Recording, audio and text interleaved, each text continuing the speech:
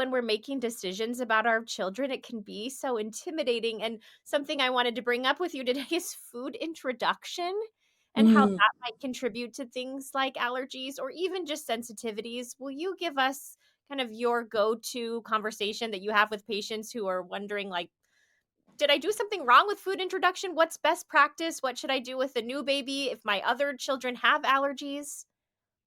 So there's a lot in that question. So if an older child has like a milk allergy as a baby, we Yeah. actually usually recommend that if the family has another baby, if the mom is breastfeeding, they avoid dairy. And if Mm. the child's going to go on a formula, they do a dairy-free formula. That's kind of unique for milk.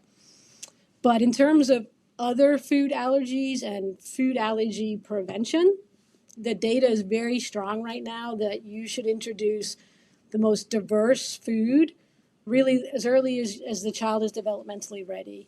So whether that's 5 months or 6 months, depending on the child's oral motor development, that you should be introducing those foods. I think the most important thing for families to understand is those foods that you introduce have to be real food, like whole foods, and that you want to introduce fruits and vegetables. Really, I try to get people to do vegetables first and make sure they get all of those bitter, not very tasty vegetables in, because then the fruits are usually much more wildly acceptable, and then they can progress to like nut butters and peanuts, and if the family eats meat, they can progress to meat and egg and things like that. So really the data really is very strongly towards trying not to delay food introduction, because it's basically shown that it doesn't prevent allergies, and that the earlier that you introduce foods, the better. Encouraging breastfeeding is another really important thing. So we know that breastfed babies will tend to have less allergies over their lifetime. So encouraging families to really try to get through that 12-month time point to continue to breastfeed is also really important. And then we talk a lot in the family about processed food.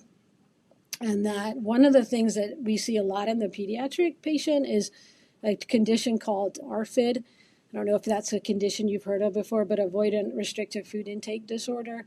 And actually, in the most recent, it's really classified as a disordered eating disorder right now. And I used to think about it just in young children, but really we're seeing adolescents with it. And so once the kids really get a taste of the processed food, sometimes they're so resistant to going back to whole foods and to fruits and vegetables. So we really encourage families to delay introduction of a lot of the processed foods, and definitely, water, pushing the water obviously is really important, avoiding all of those sugary beverages, because once the kids start to get a taste of that, it can be really difficult to get them back in. And the willpower of some of the children, and their resistance to eating healthy food is pretty dramatic. And it's not just willpower, it's also they have a lot of sensory issues.